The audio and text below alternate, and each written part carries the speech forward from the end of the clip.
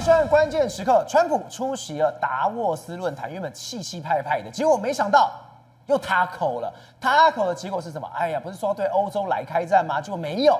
结果今天好家在整个全球股市又全部都涨了起来。有力兰对川普来说，它只是一个前菜，真正的主菜是什么？是加萨和平委员会。川普竟然要亲自去召开这个委员会，而且找了一大堆人来。那为什么川普要这么急，人家在瑞士开这个会呢？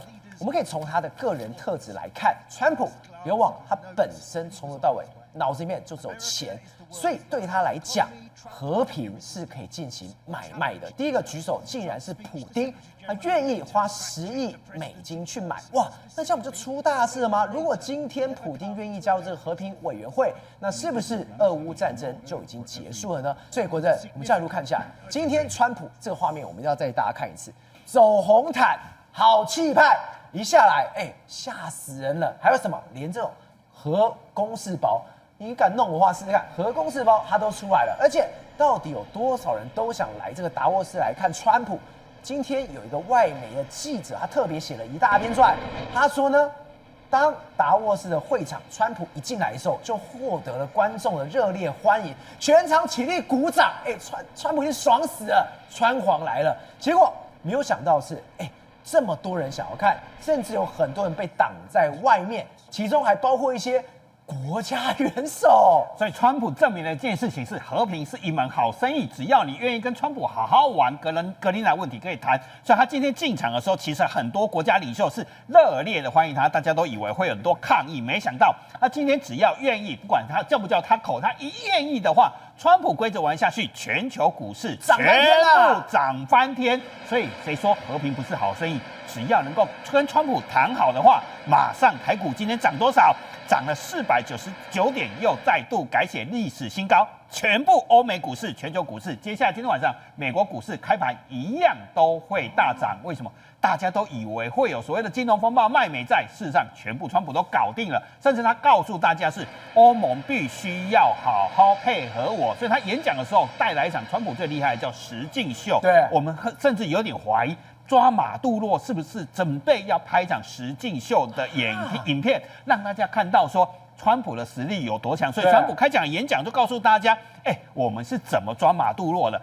他们都很多委内瑞拉很多人都没有看到武器，其实他们都终于见识到了，他们向我们射很多子弹，其实都没用，甚至还射出飞弹，还自己掉下来砸到自己，很多飞弹打到自己。然后川普接着下讲，这些东西都是中国跟俄罗斯做的，他们应该回去实验室重新设计了。川普用一件事情告诉大家，美国才能让世界和平。这场秀刚好是一个最好的影片，就是这场影片就是最好的秀，就是告诉大家美军的实力有多强。那当然很快就有人看到了，谁马上妥协了？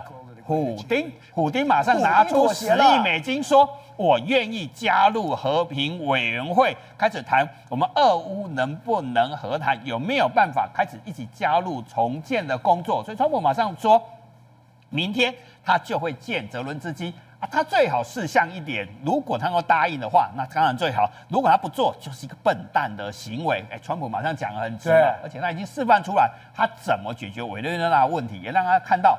为什么普丁愿意加入嘛？所以俄乌战争要结束了。没错，俄乌战争很快结束，甚至川普到了这一场达沃斯，我们都以为是格陵兰，对不对？原来他要他的和平委员会，他要当主席，这件事情都要成真了。原本是他的女婿库许纳都什么解决加沙走廊要重建嘛，弄一个和平委员会，没想到他一提出来，委内瑞拉一结束之后。大家热烈的欢迎，而且全部都说举手，我要加入。普丁加入之后，你知道现在有多少人加入吗？有6个君主都是君主国家，再来3个前苏联的独裁体系下的官员，再来有2个军方的政权都是军头，还有一个被联合国通缉的人纳塔亚胡。这不是对吧？在我们台湾话讲什么，都是坏小孩。都是坏小孩系列，所以《金融时报》就分析得很好，没有关系，都是有争议的人物。可是有这些人，其实有巨大的影响力。如果放一些乖乖牌的人，其实反而成不了气候，因而跟乖乖牌进来没有用嘛。我们来看到，这个和平啊多会贩卖，影片一播出来，达沃斯一登场，有多少人响应跟加入？以色列、亚塞拜然、阿拉伯联合大公国、摩洛哥、越南、哈萨克、匈牙利。那我们用照片还可以看出一些玄机哦。什么照片？每个都是过去拜登时代手没有办法伸进去，没有办法有影响力的，每个都跟习近平握过手。白俄罗斯的卢卡申科，对，哈萨克的托卡耶夫，乌兹别克的米尔基约耶夫，全部过去这些人怎么可能会跟美国乖乖的配合？对，你看川普的和平多么的厉害哦，所以和平委员会直接把这手伸到里面去了，过去没有的，我现在完全都掌握起来了。对，过去这些人都站在哪一边都很清楚嘛，站在中国跟俄罗斯这一边嘛，一下子全部倒向川普这边。甚至以色列今天做了一个很大的动作，马上用推土机推出把联合国在于东耶路撒冷本来是救助巴勒斯坦难民粮食跟住所交易的地方，把它推平。这个态度，他直接完全推平他，等于什么？我今天挺你川普，你和平委员会这取代联合国地位，什么联合国机构？我一个推土机下去，证明我的决心。新的和平、新的秩序在这里啊，和平变成是一门好生意，而且是这个象征意义非常大，把联合国在东耶路撒冷那个据点给它拆掉了。过去它是在支持巴勒斯坦这些人的粮食跟居住的地方，同时美国也紧紧的控制欧洲的人员问题。总算为什么普丁也要投降？我们知道抓了马杜罗之后，其实不只是所谓的示范美军的能力，其实他也控制石油，包括我们前几天一直在讲的，抓了大量影子油轮之后，川普他告诉什么？其实战争为什么没有打完？战争没有打完，是你欧盟一直还是在支持所谓的俄罗斯，你还在偷偷的买石油，美国在出钱援助乌克兰，结果你自己去买俄罗斯石油，代表会怎样？俄国一直有钱，还是可以继续打仗嘛？好，以前的套路就是俄罗斯的石油卖给印度跟土耳其，最后再换个贴纸卖给欧洲嘛。对，你还是普丁还是可以收得到钱。可是川普一上来之后，把马杜罗抓了，把影子油人抓了，欧盟总算承认什么？1月21号开始达沃斯论坛的同一个时间，明确的禁止使用俄罗斯的原油或加工过了，因为以前在印度和土耳其炼油。现在都不能走后门了。其实全球就是一场资源的战争，所以他完全是被川普给抓包了。抓包完之后，他为了要去说我们真的没有要用1月21号，他讲什么回溯60天内加工，因为我们刚刚讲，他就是往印度跟土耳其的炼油厂嘛，对，影子油人偷跑进，对，都是拿俄罗斯的油嘛。就像说没有，我们真的完全禁用，不，你也太糗了吧！所以和平的背后怎么贩卖和平？其实川普把每一个弱点都抓得很清楚。所以为什么？新的中东和平会这么快的？连以色列都在对埃及卖天然气，真的假的？他们不是世仇吗？他们是世仇，可是以色列很清楚的一件事情是，我最近在地中海发现新天然气之后，我把它卖给埃及，埃及需要天然气啊，这样整个以前都世仇，甚至6日战争、中东战争都是埃及对以色列发动的。完全透过这个方式就可以换到新和平，所以为什么川普我们所谓的石油战争打得那么精彩，就是为了这个国际的新和平秩序在贩卖和平嘛？所以我们从这一张图可以完完全全看清楚一件事情，这个就是所谓的买卖和平。当你今天跟我们两个有关系的时候，能源上面是有关系，我们紧紧绑定。我们就不会打了，和平就来了。对，所以资源帝国的战争，其实川普为什么选择石油是非常清楚的。甚至在这一场达沃斯论坛，他还讲了大实话哦。美国的卢特尼克跟贝森特讲了大实话，让欧洲央行的总裁气到中途离开。你知道，先是卢特尼克讲什么，你知道吗？他讲说你们欧洲为什么经济这么差？你们为什么没有 AI 或是其他的数位科技都落后美国？是因为德国的电太贵了，英国的电太贵了。人家德国的电价是美国的3到4倍，你就是因为才会发展的这么差。那贝森特接下来补刀。法国跟英国，你们这些国家现在混乱的非常的混乱，美国非常的失望啊！讲2个连续开刀之后，其实大家的中途就是这个，对，气到就是我不听了，对，我跑了。可是他们有没有讲大实话？当然是讲大实话。川普接下来登场演讲的时候，川普真的是厉害，他从头到尾背出一连串的数字，连我们都要看这个数字才可以讲。而川普没有看演讲稿，他就背出来说：你们欧洲风车一直在那边转，每转一下就是赔$1000。你这风车从哪里来的？从中国来的。中国自己制造很多风车，你欧洲还拿很多钱来买，结果你自己还赔钱。你发越多电赔越多钱，你这不是很笨吗？中国比较聪明啊。接下来，你们是不是绿色芯片骗局？你们毁掉你们土地跟毁掉你们的未来。你知道德国发生了什么事？德国现在发电量比2017年少了22%，结果电价涨了64%。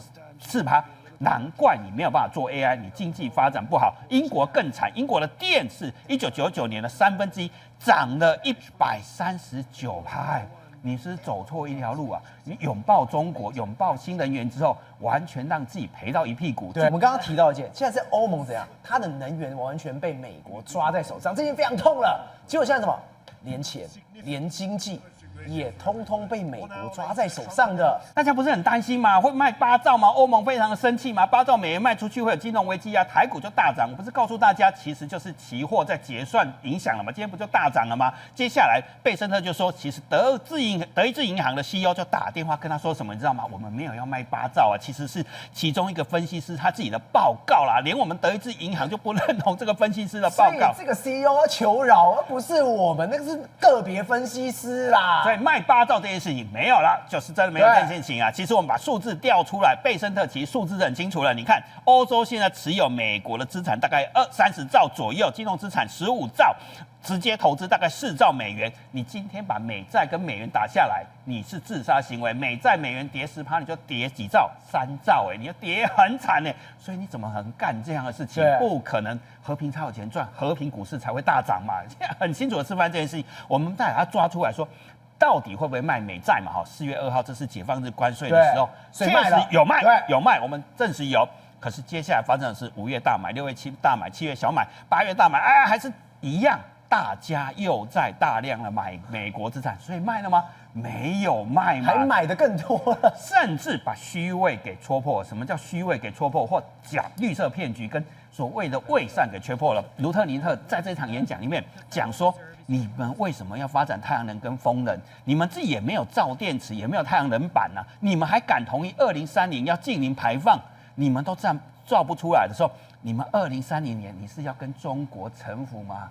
这句话等于你要跟中国跪吗？你到底脑袋有没有想清楚啊？当然，卢特尼克讲这句话的时候，你看很好笑哦。我们要看这个每个画面哦。美国银行的莫尼汉。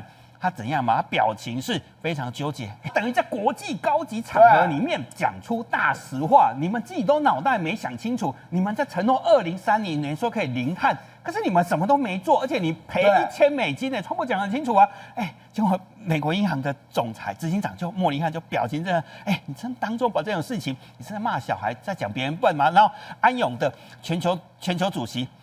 他现在非常不自在，然后接下来嘉宾我们当然没有看到他脸了，因为脸遮住了，极度尴尬。这个叫大型社死现场，大家都变成社死了。可是美国人怎样？就是讲出实话嘛，点出整个达沃斯论坛过去那些欧洲精英，你都是空谈绿能，走一条错误的路嘛。结果你完全被中国绑死，被俄罗斯绑死，就是这样嘛。卢特尼克在骂这些欧洲这种高级专员、这种精英型的专员，真的是该骂。为什么？你看Daily Mail， 他今天这一篇讲，我大开眼界。达沃斯论坛不是全球的精英来的吗？结果你早上跟下午装的跟什么样？你晚上才更精彩，有够腐败的啦！对，每天晚上、白天我们就在讨论绿色经济跟世界如何永续发展，讨论国际的地缘政治的问题。可是晚上其实有非常高级的陪伴游或性派对的活动，而且。每天订的人数过去大概是90个人订，预约140个伴游的人。现在这一场，有人说，前3天预定就已经有超过300个人，而且金额达到330万瑞士法郎，相当于1200万台币。真的假的？这是其中一个平台啊。另外一个平台马上补充说，我估计这几天大概会有3900万台币。有这么多的预约的好生意啊，每次大概都要。预约是伴游大概4个小时，而且有些特殊服务，还有特殊的服务，甚至连变性这些性伴游者都出现，甚至这些高级精英还喜欢什么呀？喜欢有哲学跟德国文学学位的人。他不仅在性方面得到愉悦，还需要得到精神的抚慰。他会让他想起，他说他有客户让他想起学生时代的禁忌的恋情，所以学历还有伴游很好，所以费用非常的高，有些费一次就要26万台币，你能想象吗？全世界最顶级的精英啊，到晚上是这样。而且我觉得里面最妙是什么？你看到这专属模特经纪公司的人说什么啊？我跟你讲，我们的客户大概是怎么样？他说最大语言是英语，再什么德语，还有法语。那些德国跟法国人被骂的刚刚好啦。所以为什么川普这一次能够把整个达沃斯变成美国的主场？你可以从这件事情可以知道。达沃斯白天是多么的严肃，晚上是多么的伪善，其实都是假的。或者你看到今天贝森特这个笑容，太可怕了吧？达沃斯这个论坛上面，他说：“哎呦，中国是俄罗斯石油最大的买家，也是伊朗石油的大买家，也曾是也是委内瑞拉石油的大买家。但是，主持人呐，现在中国已经买不到委内瑞拉的石油了，要斩断那石油线了。而且你看他那个表情 ，Guess what？ 你猜怎么了？他们从现在开始再也买不到这些委内瑞拉便宜的石油了。对，哇，你看他的表情，根本就是意思就是我宰断你们最重要的能源经脉啊！哦，所以呢，这个代表着，嘿，你被我逮到了吧？他的笑容真的太坏了，真的非常坏哦！而且我跟你说哦，他们这个不是开玩笑，到这个昨天还前天呐，美国他们又再度拦截第7艘的这个邮轮呐，这个叫天线座的，他就说这个登记原本是登在赖比瑞亚旗的，就没有想到一样出去之后，现在就直接被美军这个拦截下来。然后呢，他们下面还有人在讲什么？你猜到1月底还有几艘要被拦截啊？大家都觉得就是说这件事情会持续进行当中，我绝对只有逮到没有错放，所以他们现在你看这个画面都出来了，他们说这艘船是由香港的一家公司来营运的。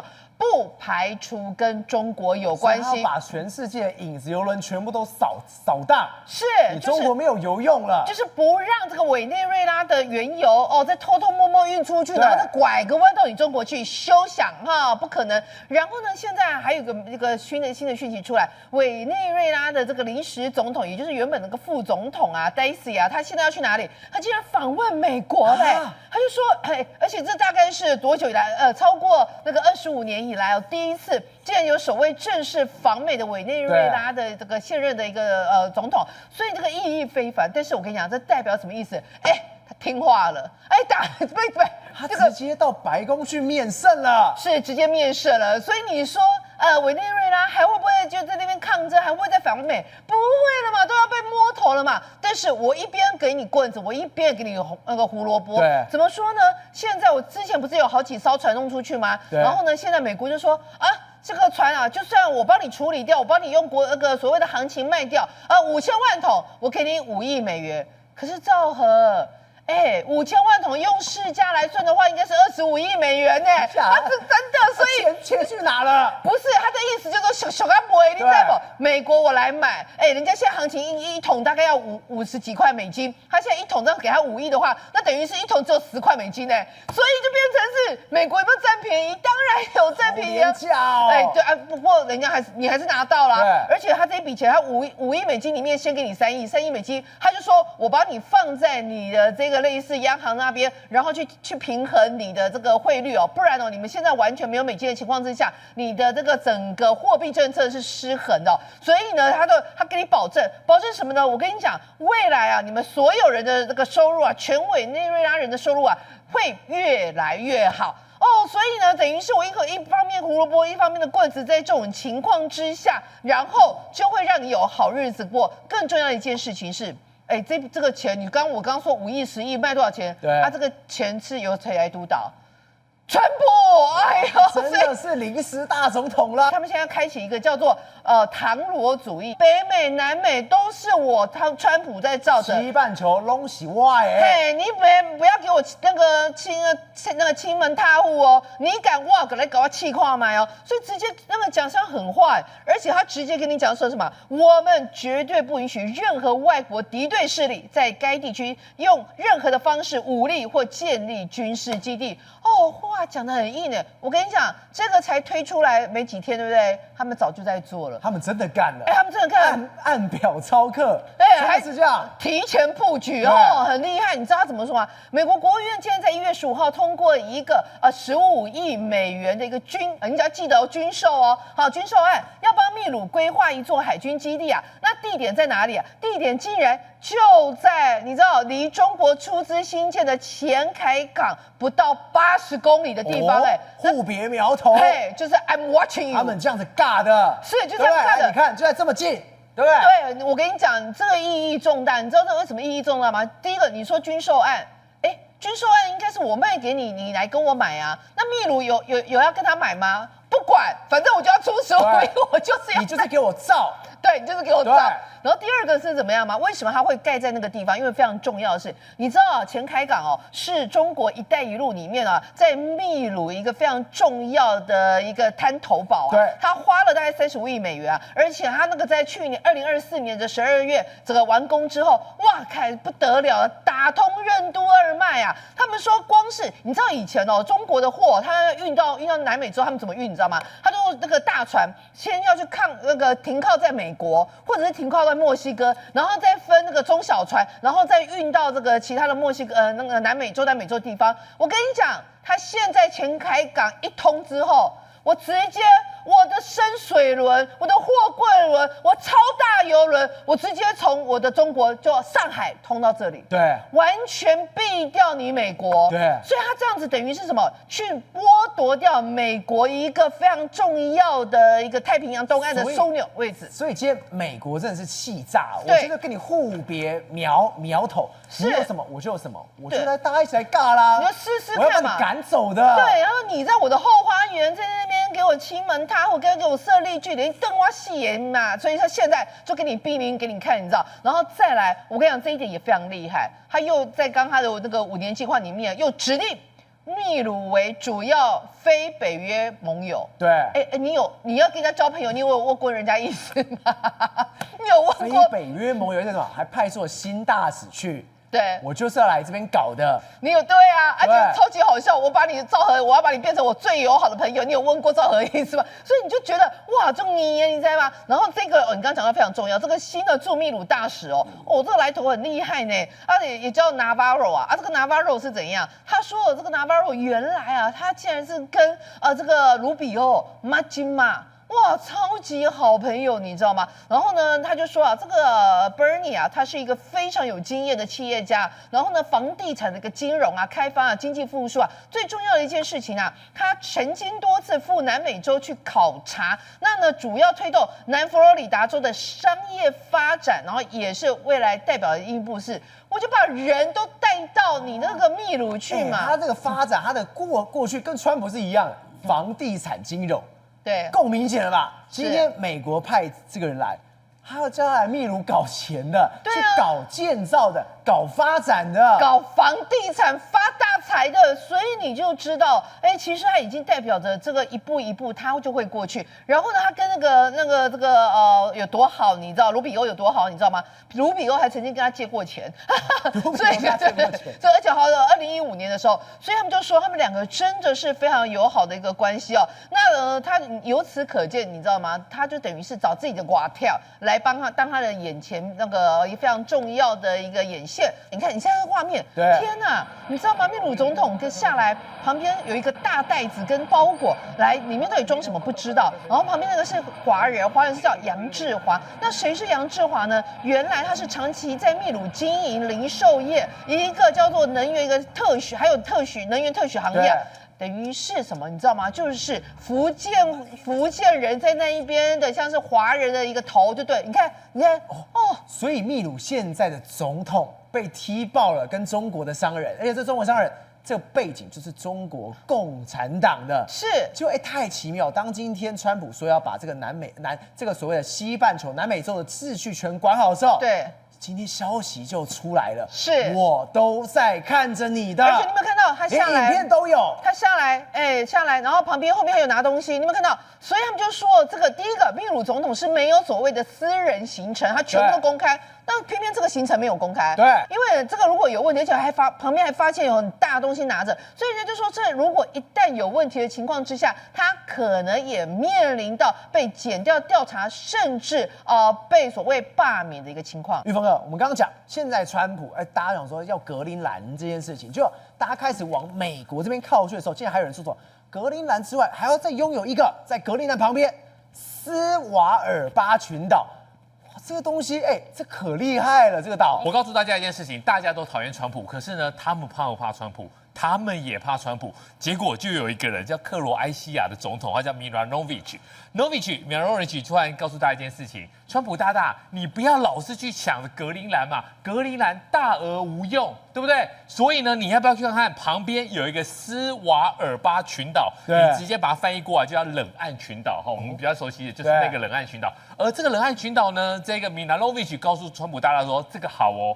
这个比格陵兰好一点，因为格陵兰太长都是结冰了。对，那这一个其实它比较多的是一个不是结冰的时期，所以呢，它的港口可以停泊很多很多的舰艇。所以在这个东西讲出来之后呢，大家又慌了。格陵兰的问题卡到谁？卡到丹麦。对，丹麦好好的一个国家的主权，你川普说要就要，不管是怎么样，现在不是传出来说呢，我弄一块给你，让你做军事基地。其实美国在格陵兰已经有军事基地了。那你现在弄完丹麦之后呢，这个 Milanovic 弄出来这个我们讲的斯瓦尔巴群岛是谁的？挪威的。现在换挪威跳出来了，所以呢，它现在变什么？变大风吹。对。反正西德又麦西宾德，什么意思？你去死别人，不要死到我或是我的朋友。好，那这个有什么重点？因为这个岛冷岸群岛非常的重要，它旁边就是谁？就是俄罗斯。对，所以呢，外传包括北约、包括美国都有在这边设立什么眼睛跟耳朵，用来干嘛呢？去监听、监看俄罗斯的潜舰。对，所以呢，这个地方重不重要？其实这个地方是非常重要的。而过去来讲的话，大家都一起共同可以去这个地方。做一些科学研究计划，但是呢，现在Milanovic把这个话给讲出来之后，那就尴尬了。如果川普大大真的要这个地方的话，那该怎么办？对。而这里面的话，还有另外一个势力，这个冷岸群岛里面还有中国的势力。中国常常有很多的视频告诉大家，我们的国家呢是非常的大的，我们的领土呢是很辽阔的。其中呢，过去他们常讲自己是近北极国家，真的签了一个斯瓦巴条约。就是告诉大家，这个冷岸群岛，因为以前大家对它没什么兴趣，就是说这个群岛签下去之后呢，大家都可以来哦，包括中国、包括美国、英国、德国，但是你来都可以免签，你不能做军事，你就做一些科学研究。结果呢，他们就一直拿了这个东西不放，对，说你看，那我们也可以进去。结果呢，大家都去那边做一些科学研究，人家中国大陆真的把这个东西给开进去，科研所就直接弄了，开研所就弄进去了，而且呢，还要告诉大家。中国来了有两大的一个 symbol， 两大的一个标志性的。第一个石狮子，你有没有看到很多的宫廷前面都有个石狮子，石狮子就给它载上去了，这是中国的第一个 symbol。第二个是什么？红布条。红布条就是非常重要的哦，你看哦，热烈庆祝中国北极黄河站建站20周年。对，告诉大家，我们在这里已经弄了20周年的，可是呢，很多的网友就看了哦，你一天到晚带这些人去，结果呢，每个都给我这个穿军装，你是不是想用科研的方式，其实是发展你的武力的实力？廷伟，没有想到今天俄罗斯的官员说了一件事情，他说我要公布当时毛泽东跟这个所谓的史达林的对话，完完全全哦，在今年就要把它全部破出来。大家开始在猜，你说丢这个出来干嘛？如果丢的是一些对于整个共产党、对于整个毛泽东不利的东西，那要怎么办？最近这个川普跟普丁眉来眼去对，那你知道这个加萨的和平委员会竟然川普也去邀请普丁加入那普丁今天来讲的话非常感兴趣而且这个最近来讲美国又派出这个所谓的俄乌的这个大使就是 Vitfo 到那个见普丁那在见面的过程当中呢，竟然也传出俄国政府呢准备把这个所谓的以往史达林跟毛泽东的过往的这个亲笔日记、亲笔的书信呢、信函呢对外公开。亲笔书信，对，亲笔书信。那你知道好辛辣啊这是一个非常非常特殊的时间点哦，因为你早不公开，晚不公开，你在跟美国之间眉来眼去的过程当中，你把它公开，你是在讲什么？对因为我们大家都知道哈，其实中俄之间的关系哦，你说真的。有好有坏。那过往二战结束之后，其实毛泽东跟史达林的关系来讲，一向都感觉到非常好。但是你知道，在这个书信当中，或许可能会披露一些很奇怪的外界所不知道的事情。本来在1930年代的时候，史达林跟毛泽东之间是有一些路线上的之争对，什么之争呢？就是说史达林认为说，你这个中国共产党搞不出这个东西来了，为什么呢？因为毛泽东提出了所谓以乡村包围城市嘛，他们认为农民可以是起义的嘛，结果史达林认为说，你那农民干什么？这个应该来讲以劳工为主或怎么样，所以路线走了不同。但是后来证明了什么？毛泽东是对的啊。那结果呢？史达林支持的那些所谓的中国共产党内部的成员，后来一个一个被清掉了啊。那毛泽东等到1949年10月1号中共建政之后，结果在年底的时候就率了一个代表团呢，就到莫斯科去访问。对然后刚好又碰上了史达林的大寿，就12月21号是史达林的生日，所以在1949，你知道刚建政的时候是最危险的时候，毛泽东还这样子跑到莫斯科去访问，代表两国的关系非常好。对但事实上来讲的话，毛泽东又带了一些什么东西？带了一些礼物刚好为史达林祝寿，还有这带了一些种70大寿的这种游行对，然后这个礼物有包含东北产的大黄芽白菜、大萝卜、大葱、大梨子作为寿礼，总共有将近就是5000斤，总共有4种东西，就将近2万斤所以现在你看当时的毛泽东是很重视跟史达林之间的关系他其实他去来讲的话，也不是只有单纯祝寿而已，他希望跟史达林之间能够去重新签订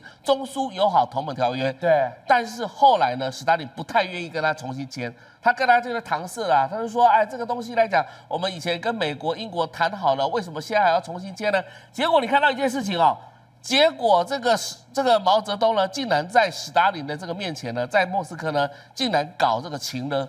你知道搞情勒吗？为什么搞情勒？他就躲起来不见面，有一些场合他就不出席，然后他就会让大家全世界认为说，好像史达林在软禁他，史达林在搞他。结果搞得史达林那时候本来是要去帮史达林祝寿的，对。结果呢，史达林后来说好了，反正答应你了。后来再重新的签了一个中苏友好同盟互助条约，这一天的时间刚好就是2月14号，就是情人节。而且我觉得里面最妙是什么？这件事情并不是我们随便瞎说的你可以看到这个人，他这个是俄国的官媒报道，而且这是俄罗斯的联邦档案署署长，叫做阿尔提佐夫。这人是谁？来，我们镜头往这边推，就是这个人。这个就是这个所谓的联邦档案署长，而且他对面是谁？就是普丁，代表说什么？我跟普丁非常好，而且这种一定是普丁授意我去做这些事情的所以大家就觉得说，你中俄关系真的是被离间，还是你普丁已经懂现在全球的风向了？是啊，因为这件事情来讲其实这个档案馆或是档案的这个主管来讲，他们本身提出来的东西，事实上可以按照它的既定行程，对，该解密就解密或者什么该怎么样的。但是因为在这个时间点提出来非常非常特殊，因为普丁在跟川普正在谈事情的时候呢，竟然丢出了这样的东西。那你如果说连毛泽东都跟史达林之间可能有一些矛盾的话，那你现在习近平难道跟普丁没有矛盾吗？所以连毛泽东都有的话，中俄之间其实有很多事情是走不下去的，是合作不下去的。那如果说被挑拨离间成功的话，对美国的外交政策是一大胜利。宇轩，我们知道今年的达沃斯就是美国的时刻，就是川普的时刻。但是对比去年2025年不是这样2025年焦点都放在哪里 ？DeepSeek 上面，血洗所有的美国的 AI 产业，大家说太强了吧？结果今年 DeepSeek 无声无息，整个被打趴。所以回归到现在这个现实来，各位1年过去了，你知道发生什么事情吗？是不是有 H200的禁令、H20的禁令？所以一连串的这些晶片禁令，到最近呢才看到好像可能有好转的迹象。但请问 DeepSeek 干嘛？已经被打到了谷底。而反观另外一个人叫做 NVIDIA， 水涨船高，涨到现在183，这还是算是比较不好的。它最高价甚至我讲一路逼近快到200块，甚至200上下。所以你现在在这个情况之下呢，回过到今年，所有的我们讲 Davos 它里面的人在讨论到这件事情的时候，第一个。Google。DeepMind 这是今年最大的赢家，为什么？因为 Gemini 现在蒸蒸日上嘛，他直接跟你讲说，没有啦，他其实落后大概还有6个月了。那另外一个人讲话就更辣了吼，就是 Anthropic 这个阿莫迪直接说什么？他说我中国从来没有赶上来过，各位不要误会了哈。包括在卡奥迪的市场，我的这个对手OpenAI 啊或 Google 对不对？我或许会输给他们，但我绝对不会输给这个任何一个中国模型我。从来没有输过给中国的。换言之 ，DeepSeek 没有在他们的战场里面，已经被战场除名。中国现在很显而易见的，它在整个全世界占比里面根本没有办法跟美国匹敌，甚至是我们把中国最大的腾讯跟阿里巴巴加起来，大概就1/3个苹果，1/4个微软，还不是第一名。所以这个情况之下呢，问题是你以为这些7巨头？美国、台湾不会往前进嘛？来，黄仁勋直接跟你讲了哈，他说台积电20座了，鸿海、伟创、广达30座了，但可怕在什么呢？全部都是2奈米啊！台积电一大堆都是2奈米，真的是爆了一个惊天大料哎！对，他说11座2奈米，对不对？那我问你，当世界全部大家在大幅度使用2奈米，甚至最先进的制程的时候，美国那边也设置，台湾这边设置最多，那我问你，中国跟美国的差距会干嘛？越来越大，对，越来越大。到时候我们都 Vera Rubin 了，然后他们还是会拜托给我们 H200，天差地远嘛。所以我拜托一下，你不要在那边讲说什么自己要超英赶美，而且最可怕的是异界合作，因为我们现在 AI 探讨它有一个金字塔，其实黄仁勋有讲到，最基础的叫做能源嘛，再来才就是说我们讲晶片嘛，晶片之后才是云服务商嘛，云服务商之后才是 App 嘛 ，App 之后呢才是应用软体。来，像这个就是应用。川普跟谁讲？他说我在日本见过 Mr. Toyota， 他说 IS。花钱呢？你叫什么名字？他又在达沃斯这边亏丰田。哎，对，他说 Toyota， 他的是 Toyota。我说哦，所以你是 Toyota 的 Toyota，Yes。然后我说你 super rich， 川普还跟他讲说你真有钱，你有钱赶快过来投资就对了。哎，你讲到重点了嘛，坏蛋，满脑子都是钱。他哪在乎别人有没有钱？他的意思说你有钱要给我嘛。来，是的，是的，我很有钱。然后他说我要在美国投资100亿美元，所以川普才会特别捧他这件事情嘛。因为整个丰田到目前为止已经累计5年之内，在美国投资呢追加100亿之后高达600亿美元。但请问这个投资有没有获得我们讲广大的报酬？当然有，因为最近整个车市开始要铺天盖地变化。对，以前大家都觉得说呢，每次都是宁德时代啊，中国的这个电池最厉害，对不对？